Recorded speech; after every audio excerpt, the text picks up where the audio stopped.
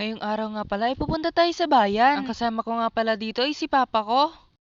Sobrang init nga na panahon at nasa daan na kami ngayon. Sa bagay, kailan ba hindi naging mainit sa Pilipinas? Nag-helmet na nga tayo dyan dahil safety first dapat tayo. Kung napapansin nyo nga dyan ay sobrang init ng panahon. Kung di nyo nga pala na itatanong, pupunta tayo ng bayan dahil bibili tayo ng regalo. Birthday kasi ng isa sa mga kaibigan ko. Hindi ko nga alam kung ano ireregalo ko sa mga oras na yan. Bahala na siguro si Batman kung ano makita ko doon. Nung nakita ko nga tong bahay, sabi ko ito na lang ireregalo ko. Yung laruan lang na bahay yung afford ko eh.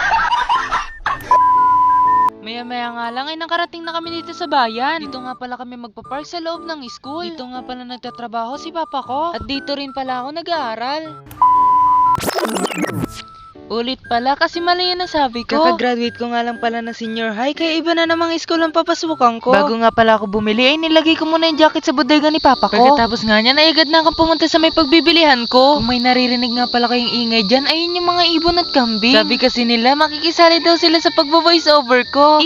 So eto na nga, balik na nga tayo. Medyo nakailang ikot na nga pala ako dito. Kasi hindi ko talaga alam yung bibilihin ko. May nakita nga pala akong damit dito, yung damit na parang kay Annabelle. Nakailang beses na nga rin pala akong balik dito at may nakita na ako. Hindi ko nga alam kung magugustuhan niya ito. Kakaikot-ikot ko ay bumalik na naman ako dito. Mukhang ito na nga ireregalo ko. Kasi pakita yung manikin. Joke. Basta may nakita na akong maganda. Kaya ito, agad-agad na ako nagtanong kay ate. Tinanong ko nga pala kung meron silang stock na ibang kulay. Kaso sabi ni ate, wala na raw. Kaya sabi ko kay ate, sige, ayan na lang po. Kasi maganda naman yung kulay na naka-display. Maya-maya nga lang ay nag-ikot-ikot ulit tayo. Bukod kasi sa regalo na bibilihin ko, ay bibili din pala ako ng salamin. Kasi di ko sinasadyang mabasag yung salamin sa bahay. Kung saan na nga ako napunta pa ako sa may lalagyan ng mga plato. Wala nga ako makita dito sa may second floor, kaya agad-agad akong bumaba sa may baba. Malamang, bababa talaga sa may baba, alangan naman sa taas. Joke! Maya-maya nga lang ay may nakita agad ako. Dito lang pala sa harapan yung mga bilihan ng mga salamin. Tapos kanina pa ako nahihilo, nag-iikot. May nakita na rin pala akong paper bag para lalagyan ng regalo. Mirror shot. Kulang na lang gawin ko yung nakikita ko sa TikTok. Yung nasa loob ka ng tent, kung warin nagka-camp ka. Tapos pagbukas mo ng tent, nasa loob ka pala ng mall. Tapos may music na, wag muna tayong umuwi. Joke! So balik na nga pala tayo. Binayaran ko na nga pala yung mga binili ko. Nagkakahalaga pala to lahat sa mahigit na $4. Joke! Maya-maya nga lang ay nakarating na rin tayo dito sa may school. Agad-agad na rin pala tayong dumiretso dito sa may bodega ni Papa ko. May ginagawa lang kaya saglit si Papa ko. Kaya dito muna tayo magtatambay. TikTok. Picture.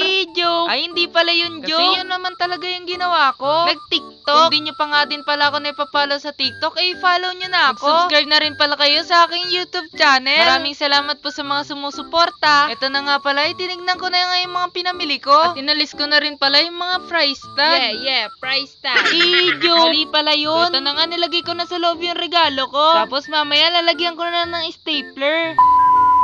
Maya-maya nga lang ay umuwi na rin kami ni Papa ko. Minadaanan nga kami ditong bilihan ng mga isda. Kaya sabi ni Papa ko, bibili daw kami ng tilapia. Ang oras nga kasi 11:30 na. Kaya ito na lang daw yung ulamin namin. Hindi pa nga kami nakakalayo, pero biglang may naalala ako. Sabi ko nga, sobrang init ng panahon. Pero naiwan ko yung jacket ko sa bodega ni Papa ko. Makakalimutin kasi, lutang na.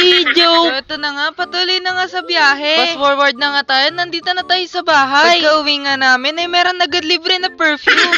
Joke! Pasok pala to mga guys. So pagkarating ko nga, agad-agad ko na nilabas yung mga pinamili ko. Nilagay ko na rin pala yung salamin na binili ko. Late ko nga pala itong ma-post. Pero again, happy birthday Jacely! Nandito na lang pala itong video na to. Hanggang sa muli. Yun lang. Babo!